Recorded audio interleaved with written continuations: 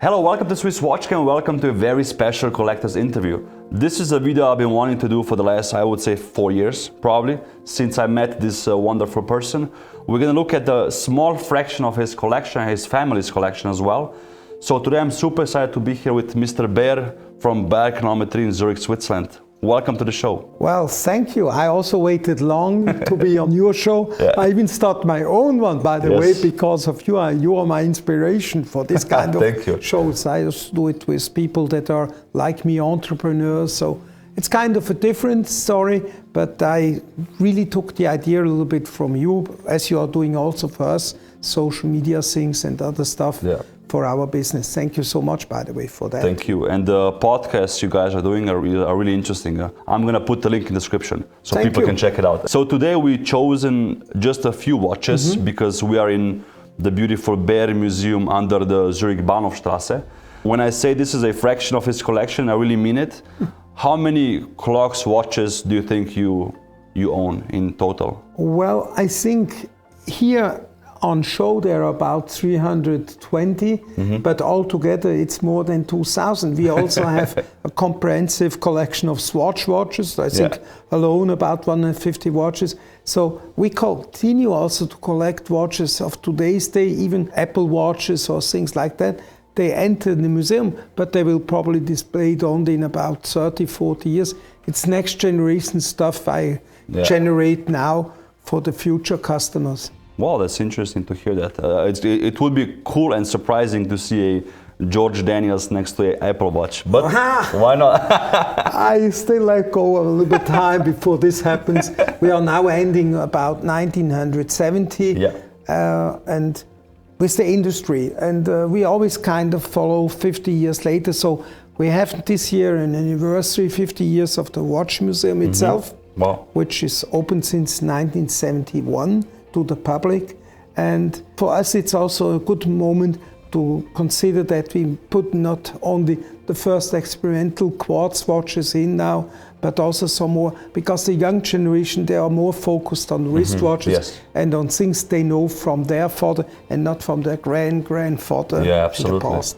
Even so, my father loves the Renaissance clocks, and the other thing says the general public is sometimes not intelligent enough to really look for the things that are really interesting, but speculative, of course, now it's the wristwatches. The wristwatches, But what also surprised me when I was in this museum for the first time is the amount of just different shapes of pocket watches, different types of decorations. So while you're on that topic, let's maybe start with this tray here, because you have things here, and again, just a few of them, that I never saw before. So what is this one, and what's the material?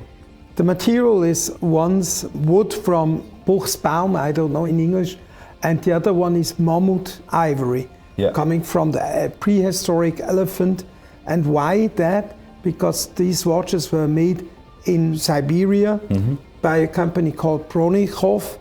It was existing until not that long ago, but of course they made different watches later, but these were the only materials that could be found in Siberia, and they have the big advantage, they don't shrink or get longer, bigger while it is warm, so it's a perfect material. Of course, the precision is about the same as watches from the 18th century, but it's unbelievable to think that these watches were made out of these materials, and it's very unique to have them even with the over case, so it's protected and you are able to put also the chain in the protective case. Insane. And these are actually functional watches, They are functional, I say 2 to 5 minutes of time variation per hour, but they were good enough to keep the time in Siberia because most people which were there at that time were not choosing freely to be there. So the time was not that important, but it was a question of prestige to have a watch, and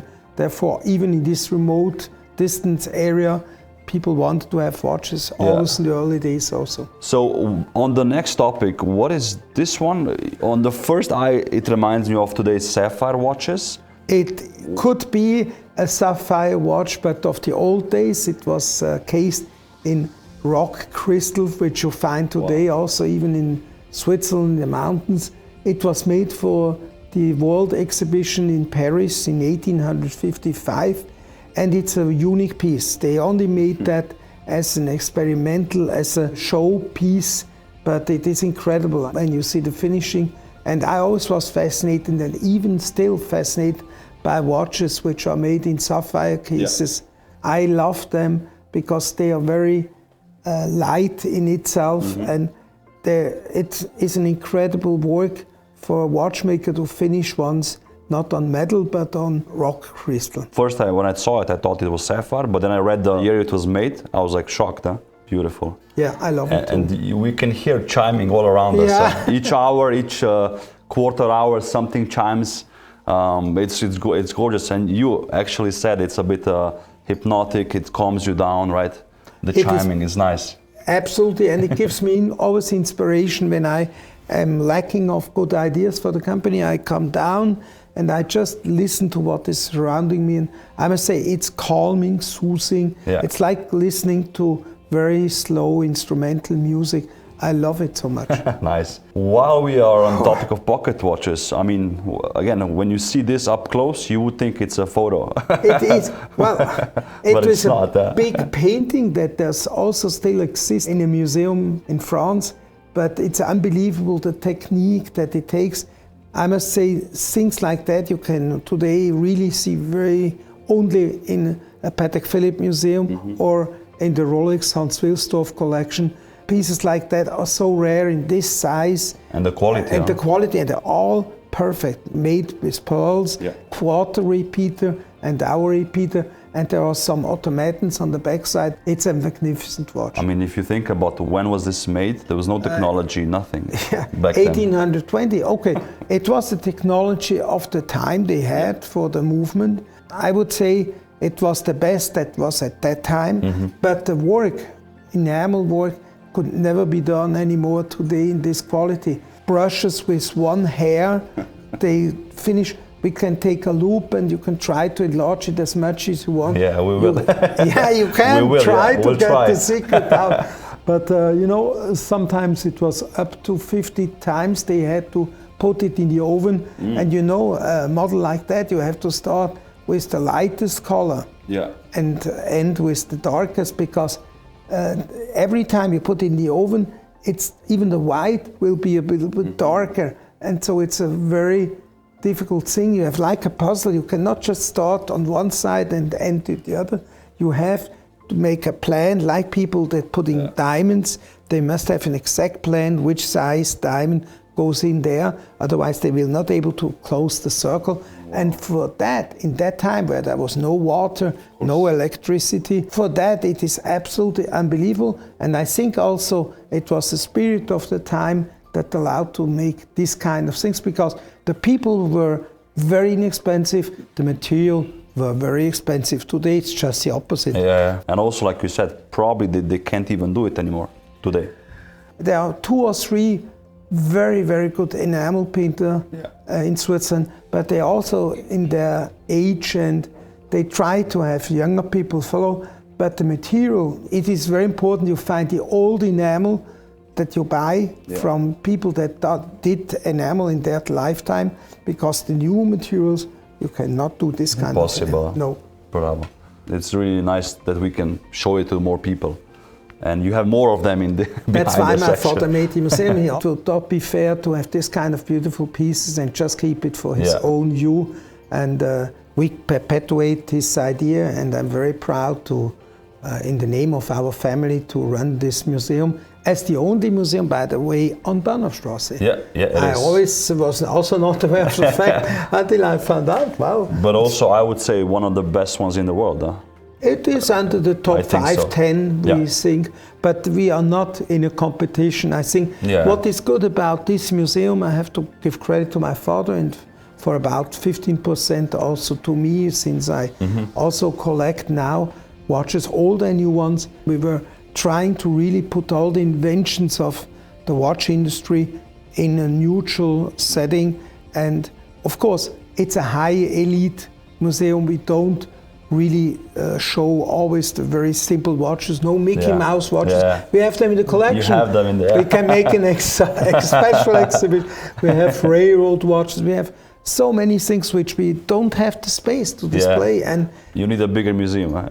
we definitely could supply another 2 or 3 museums with high quality watches. Awesome. This is also something you rarely see. When I saw it for the first time, it reminded me of Michel Parmigiani. Yeah, could be. He was doing stuff like that, but this is way older. And there's a beautiful video you also have. So what is this beautiful box with a bird on it? Well, it's a singing bird. It is a typical Swiss thing which is made in Sainte-Croix. You know, there are companies like Rouge and others, and they also were mainly trading to China at that time because they wanted to get tea. They brought in exchange things like that, and it is interesting to see that these were made mainly for foreign markets, and they only came back after when Europe started to be loved. Or for servicing, I guess. Oh, servicing. This was the reason why Chinese always ordered 2 pieces, either pocket watches or even big clocks, as we have the beautiful Pagoda watch, because they never wanted to lose the face towards their neighbors. It took 3 years to go back to Europe, have the watch repaired, and going back to China. I wouldn't call it a watch or a clock, it's artwork, that's it. It's the art piece. It's like today, it's just a side product, the time indication. You know, even the feathers of the bird are all original from a real bird. And incredible. But let's go now to the topic which most people are interested in nowadays, wristwatches. And let's start with maybe one of your first or early watches you can remember. What is this beautiful piece here? Well, this is a piece, thank you so much. This is a piece I got after I got about 15 years old for a religious reason when we get confirmed. This is a quartz watch. In the beginning, I was also not a watch mania. I was just looking for something that is current. I like the sound. It is a very strong sound. It's a quartz watch which is based on a mechanical movement.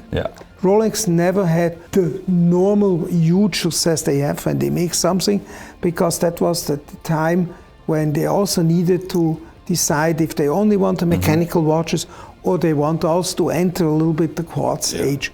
They developed their own thing, and they were unfortunately discontinuing this kind of watches about 5 years ago. What is special, I like this integral bracelet because it's nicer than the one that looks a little bit like the AP watch, which has 2 bridges over there. I love this watch. This is for me really today an iconic watch from Rolex. I know that very few pieces were made also with automatic movement inside this case. I think it's the reference 1713. We have had it already in our collection of vintage watches to sell. I think I should take one once for the museum because they look really nice today. Unfortunately, the public was not willing to accept at that time the quartz watches and also mechanical movements inside this more modern case. But I love it, and I'm proud to have it. It has even my initials embossed. At that time, I was also going to Neuchâtel, where I was afterwards, after the commercial high school, I was making a watchmaker school in La Chaux-de-Fonds, and I always had this watch on during that time. And as I said, it's mechanical with some devices of quartz on it. Of course, and it's a brand actually that is very dear to Beyer today, right? You have a beautiful corner upstairs. Since 1932, we are representative of Rolex, and we are very proud. And we think that today, especially in these times we are living through now, it is like a blue chip or a gold or something that is like an own currency. Yeah, for sure. But I love it also because they have a politic which is very strict, very straight, and they don't change the political opinion by the wind. So they are just as they are. They're very attentive. You don't like it perhaps all the time, but what they do is consistent, and that's what I love about them. And they don't doubt about themselves. And the quality with those big production numbers, it's really good. So it's impeccable because they don't try always to make the nicest watch movements from the visible point of view, but they are all working like a tractor. They are the most reliable watches we basically sell. It's the Mercedes of watches, we call it also. And then we have a brand which again is really important to the family, to the Beyer Museum and the retail shop which you have above stairs, right? And you're, as far as I know, the first retailer who has a Patek Philippe boutique? In Switzerland, but we are also, and this gets confirmed by Philippe Stern, by Thierry Stern, we are the single biggest store that has only one door that sells Patek Philippe in the world. And the boutique is beautiful, it's really nice. Thank you. So what is this watch? Because I notice a special engraving or print. Actually, this watch, you can see it has a closed back and it has also one that comes with a sapphire back. But because we wanted to make an engraving for our 225th anniversary back in 1985, that was just the time when Patek discontinued the watch I have on my wrist, and they want to have a new model.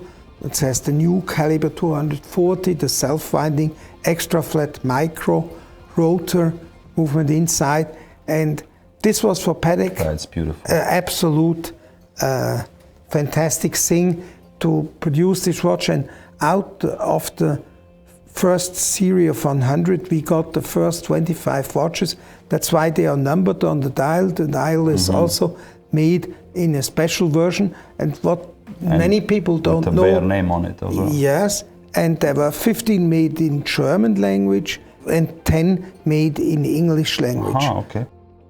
So there is even a small difference between number 1 to 15 and number 16 to 25. Gorgeous, still with the original strap, I assume, everything. This one, it looks already bad from the backside.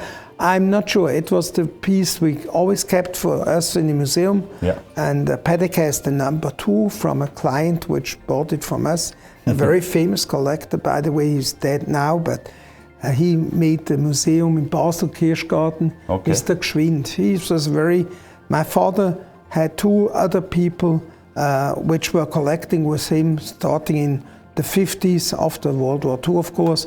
In 1953, they started to put the first watch in the museum. And one of his long-time followers and also competitors at some time was that Mr. Dr. Eugen Gschwind, and the number 2 is now with Patek Philippe in Geneva. But you have the number 1. Well, as long as we have the equal watches, and you know, I show here watches which mainly have never been shown to public, to show how important you and your show is to me. Thank you. And on the topic of Beyer signed dials, so what is this beautiful piece? Well, that was a favor that Patek did to many of their retailers until the beginning of the 80s. Today it's only, I think, Tiffany that still makes it. Patek is not that happy about it because it's a problem for people that buy these watches. Sometimes when they travel from one country to the other, they get asked, why have you a watch named with a retailer from Switzerland when you're living in France? Then did you pay the tax and so on? So it was clearly between 1932, when the Stern family took over Patek, to the 80s that both names were put on for famous retailers. Then it was discontinued, but for special series, which we make also still every 4 or 5 years for the Patek store, or for a jubilee of Patek or of Beyer, we get special watches. But this was a very groundbreaking thing for Patek. In '57, they started with the amagnetic watches, which was an absolute breakthrough. You know, this was the big thing in the 50s and 60s, but only Patek put it even anti-magnetic as a name on the dial. These watches fetch today incredible prices because they have a water-resistant case, they have an automatic movement, they're very reliable, and they were the first a little bit sports, modern-looking watches that Patek made. And the 50s were really a very creative time for Patek, as afterwards also later periods like this one, which we can go piece by piece. This is nice.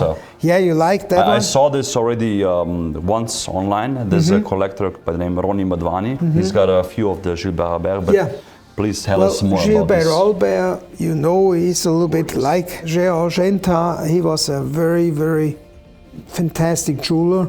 He did not invent this one. He always did not like really that the crown is on the side. He felt that the watch should be as visible the case as possible. He also was thinking indexes are not a good thing. He was putting a very modern look on it. It's not a very big watch, and he worked for Mr. Henri Stern, the father of Philip Stern. He was doing things which at the time were not easy to sell because people were not used to this thing. It was popular with some people that were architects, that were a little bit differently thinking, but it was not a mainstream model. But it makes today also Patek known for this type of watch, which normally they don't aiming. And the shape of the case is just beautiful. Unbelievable. You know, there are few people which have invented designs which we just feel it's not out of this world, like Salvador Dali and the crash watch of Cartier. For me, these soft watches and mold watches are also something absolutely outstanding. I love it. It's only a few years later that Gilbert got involved with Patek. So I asked myself, when are they going to work again with a new designer that will create for them once something absolutely new. This is a watch you can see, you know it, it is very particular. It has a new crown with the PP, which is very iconic.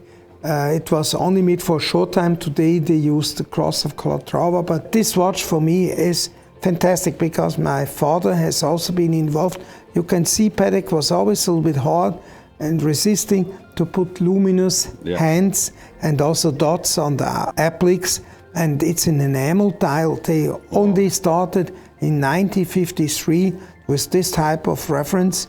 It was also having a screwed back, that's how the watch was water resistant, and it has the famous movement 12-600. This movement is probably the most nicest full winding rotor system, and it made them instantly successful. It was only Eterna at that time and Certina which were having good automatic wristwatches at time, but thank God to this watch.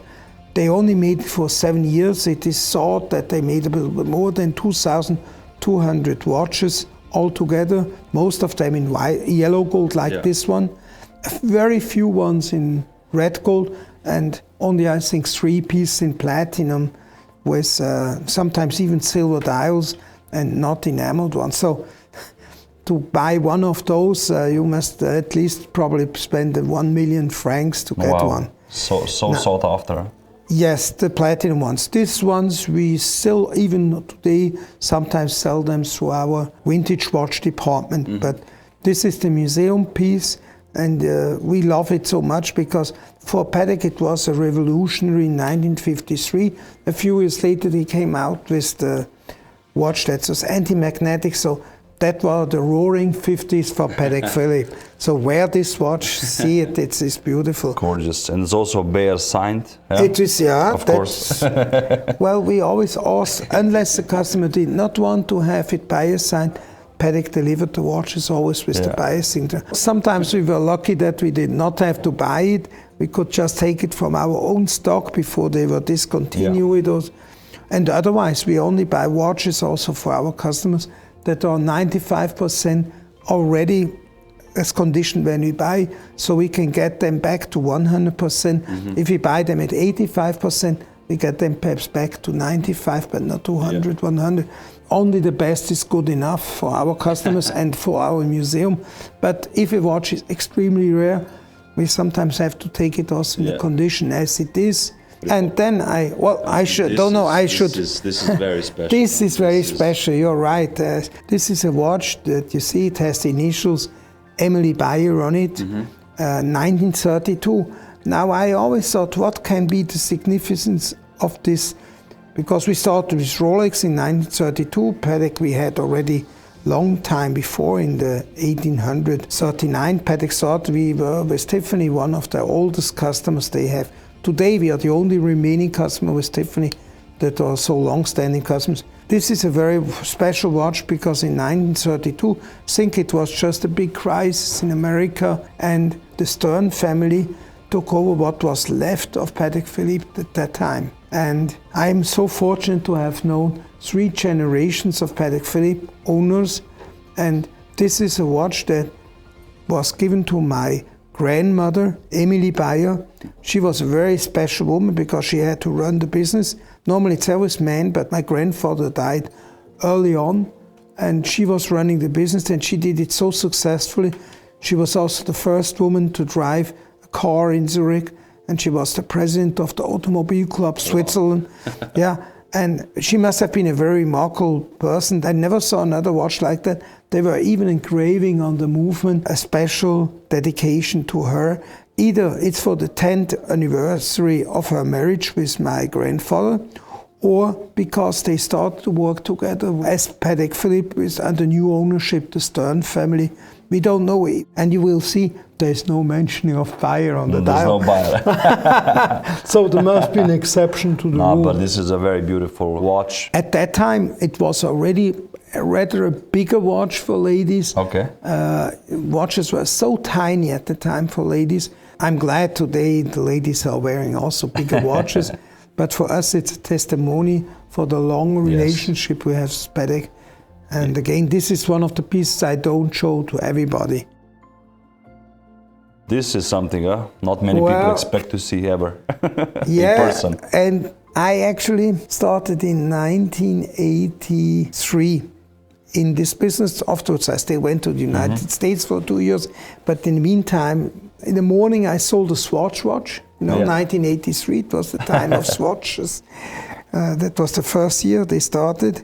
And in the afternoon, my uncle came with my aunt, and I said, well, by all what I've learned in the watchmaking school and about the brands, I would suggest to my uncle, he was a strong man like me, even a little bit stronger. I said, this is the perfect watch for you. You cannot wear a small watch, you have to wear a bulky watch. And I sold him this watch for 14,600 francs at the time. That's a steal, considering today. Unbelievable, because this watch was the predecessor of this watch. And for me, it's still one of the most iconic watches, like the 2499, which is the chronographist by Patek. Here, my uncle was always complaining about the fact that the leap years 1, 2, 3 were like here with numbers, but afterwards they had a red point for the fourth year, or you could have it at the disc changed for a Roman 4. And he always complained. I said, listen, I can change it. And I changed it for him then to a Roman 4 dial, and I switched it back to the red dial for the 4th year, because in memory of my uncle. And interesting enough, when he died, the aunt was selling me back the watch. It was in 1997 for 70,000 francs that time. Today we know that the watch has a price probably above 160 or 170,000.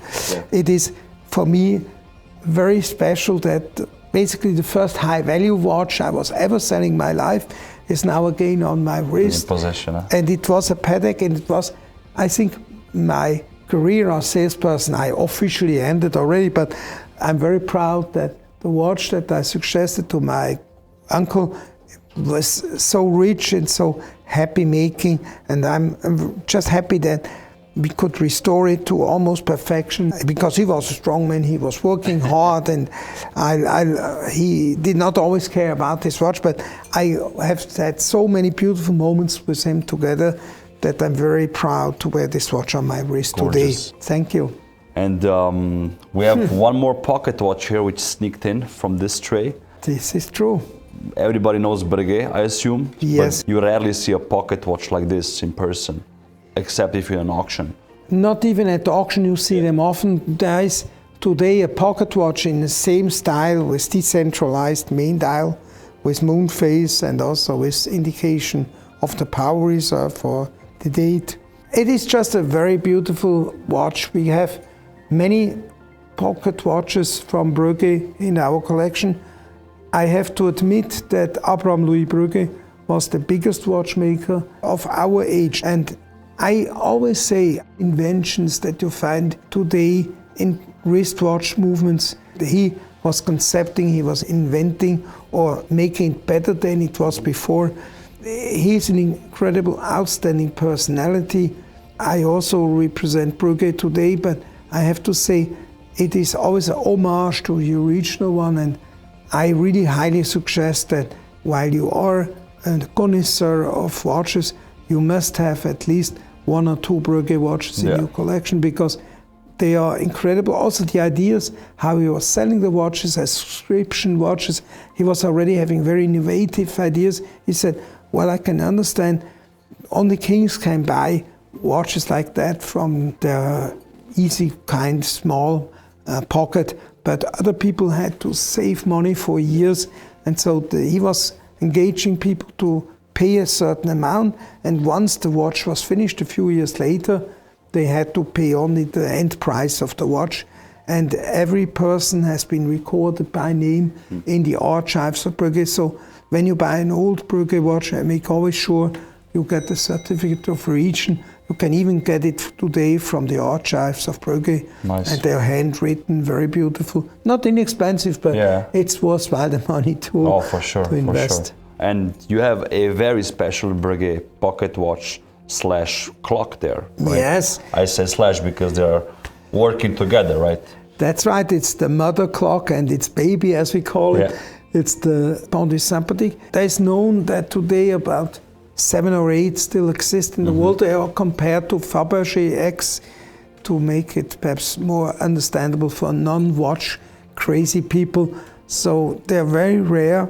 He made spare parts for about 2 other ones, but we don't know if they have been finished by his son or if they have got lost or if they've never have been produced. But out of the 7 ones that exist, it's the one that only came back behind the iron wall after 1990. It was in Poland, and the watch was brought to us not so easy because they also want to keep the goods in their country. Why do I say Sympathique? Because the mother clock was able to wind the piece, the pocket watch, when you put it back in the evening on the stand. It was winding it up. It was making the time difference that she had during the day, like 2 minutes forward.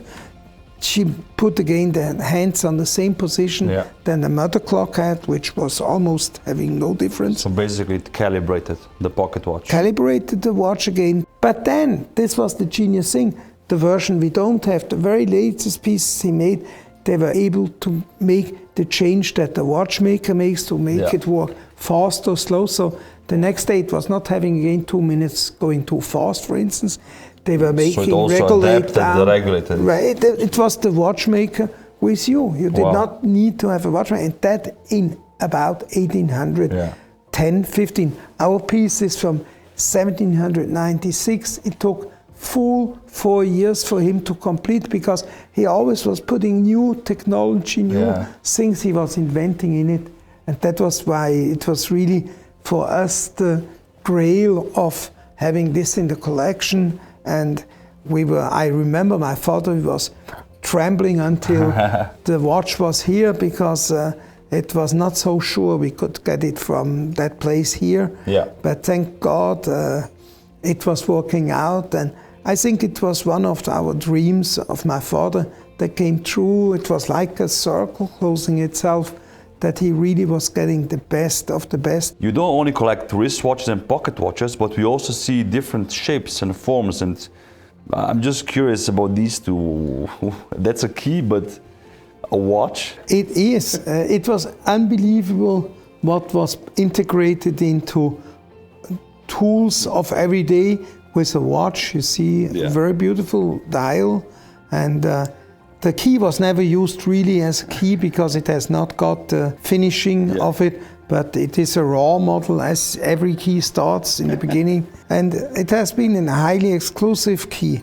Here we have even instruments like a Swiss Army knife. Here you even have almost like a key. I don't know if it was a key, but it looks nice when you see it like that. It was even possible to put it on a chain. You could have it hanging down. For me, it was a time that also companies like Dunhill and others have made things. The creativity was almost unlimited. Even glasses lorgnons were put with glass. you know, then famous pistols with perfume, which ladies used to have, which are also fetching incredible prices if they come up on auctions. So back then they tried to innovate and do something that nobody did, huh? Yes, and it was something to have a multi-purpose thing with you. It's like the Swiss Army knife. You don't only just want to put with your knife leather openers, you wanted also to have other things in a watch. And I think this is a very nice, well-established or well-maintained piece. This is the good thing. These pieces were many times not even that much used, so we get them many times in its original boxes. Yeah, they look like new. Yeah. Here we have one piece from Tiffany. Yeah. Of course, Tiffany is also known at the age that they always had useful things integrated in the watches. Very cool. It's like a Swiss Army knife, huh? Yeah, it is a pre-Swiss Army knife if you want. Pretty cool. But and there were mechanical watches inside, huh? And no we had ports, also nothing. wristwatches with knives in it. I showed you last time. I saw that one, yeah. But we have not enough time to look at all the things. And we could only talk once about these pieces because they are so unique. Why don't we talk about that piece, which is very dear to my father, because Philip Stern and even Thierry, that's a piece they don't have and they cannot get it. They have a smaller one, a very beautiful table clock, which they now remade also for the general public. Yeah. But this is a special execution for somebody. I think it was somebody having to do with ships, because there are mainly paintings of different continents and ships on it. In 1948, he ordered it in Los Angeles. He got delivery of it, I think, 2-3 years later. It's a customer like Henry Graves or so, you know, the customers that really could order with Patek whatever they wanted. Yeah. They had the money, Patek was working for them. The craftsmanship is amazing. It's amazing. Also the enamel, you know, they even today make this kind of cloisonné enamel. Cloisonné enamel. It's a technique where you lay out gold and you fill it in, but it's still very difficult. You see the blue colors of the behind you. It really looks like it would be a storm, and I think even with a brush you cannot make it as nicely and 3D like it is here on this piece. And also piece. It's not a flat surface as well. It's not the flat, no. So this must be also adding difficulty to it. It is always adding difficulties, and you know, 9 out of 10 dials are not to the perfection as Patek wants it. I don't know how many times they had to make pieces like that before they could assemble them to what it is now. And I'm not sure how many times they made before it was so perfect as this now. There's a world timer on the top. Yes, it's from Courtier, you know. Courtier was the only and the most famous maker of universal world time watches. And all the patents, even that they are using today, are going back to Courtier. He was independent and he offered just the movements and the patents to the ones that wanted to have this kind of clocks. Very beautiful. And we have the original overcase with it. So when you travel, you always have to put it in its original case, so nothing is get damaged. Now we're going to go to a watch brand name, which unfortunately doesn't exist anymore today as a new piece. But you have a very nice collection from George Daniels watches. You had a close relationship with him. So please walk us through those last 4 watches here. Well, I wish I could say we had a very close relationship with him because he was living on the Isle of Man. He was, at the end, still working for an auction house as an expert. But he was certainly one of the most incredible people I knew. He must be like Abraham Louis Breguet. He was also an autodidact. He was not only working on watches, he was working on Bentleys, on the Rolls-Royce. Without being a car mechanic, he was able to dismantle and to restore and to make even better than it was before. Wow. The same for the watches. He started to restore them, to repair them, and then it was a small thing for him from going from repair to production. And he produced during his life perhaps, I would guess, maximum of 100 watches. And so every time he had a piece, the condition was always we had to bring the cheese because he wanted to have a real Swiss fondue when we were coming. So we brought the cheese and he was inviting us in his place. It was incredible. His house is incredible. The Isle of Man, if you've never been, go once to it. It's a little bit also an island where things are still possible, that today they have races with motorcycles. He also built motorcycles and restored them. Across this island they drive 100 kilometers or faster. It's completely crazy, but it is their freedom, and that's why they are feeling a little bit like people like in Alaska, a little bit outlaws that are there. But it's a very inspirational place for people like him. And he, aside making his watches, he was always thinking, how can I make, and this is what the watchmaker is always going to look for, to make an escapement, this is the part which makes why it is necessary to service the watch almost every 4 to 5 years. That's what we recommend to customers. We don't say it has to be in these intervals, but it's the normal way, sometimes 6, 7 years. I have customers that are proud, say, oh, I have not been doing any service for 15 years. I say, yes, but then you really take danger that at the end there were many pieces used to a point which is too much, and they must make a restoration instead of a revision, which is much costlier. Right. Now we do have some watches. These watches, they have not the coaxial escapement. That was his conquest in the last 15, 20 years he lived. He was inventing an escapement which you don't need to oil. And he offered that system first, I think it was Rolex, and then Patek Philippe. They both said, very nice, but too complicated to make. And then there was the father, Nicolas G. Hayek. I mean, my father was influencing him to say he should go first to Rolex and Patek, and because he hoped, of course, that he can make the invention for all the watch brands, or at least for some of the very top notch. They did not want to make it for different reasons, so they turned to Nicolas G. Hayek, and he saw the genius behind what it was.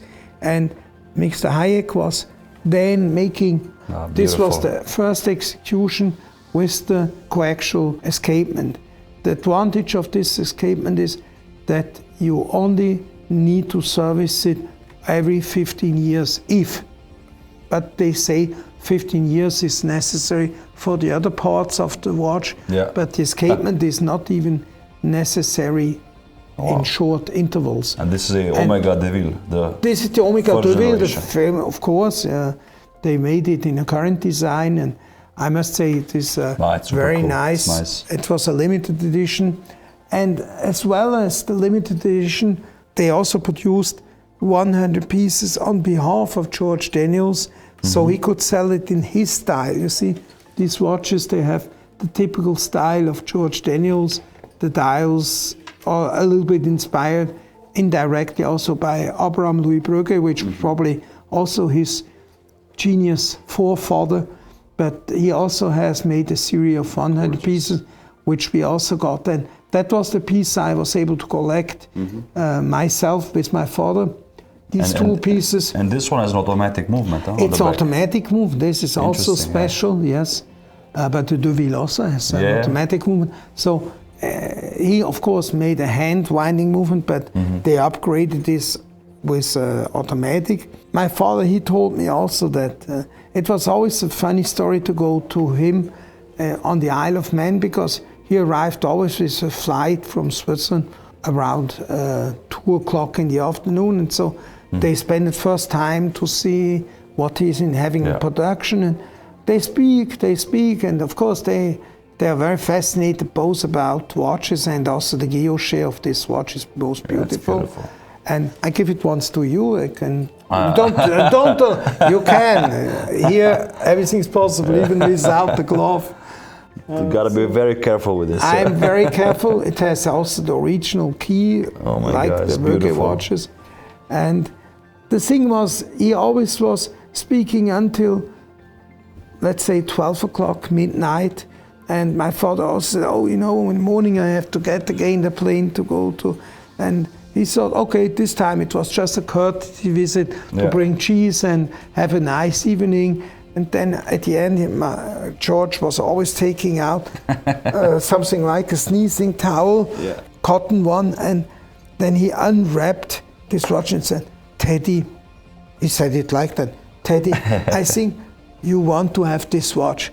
I did not ask if he has ordered, if he wants this complicated thing. He just sold out of his pocket what he had, and you had to say, yes, of course, I wanted. And my father was never turning him down. Whenever he had something getting out of his pocket, he had to have it. And it's very special. I think 95% of all the watches he made directly were sold out of his pocket to the people that were interested in collecting. Today you can only get it through auction house and other ways of sales channels, but it is very special because every of these pieces has a story, and I know for each of these pieces my father has traveled at least once to the Isle of Man, and every meeting with George Daniels was unforgettable.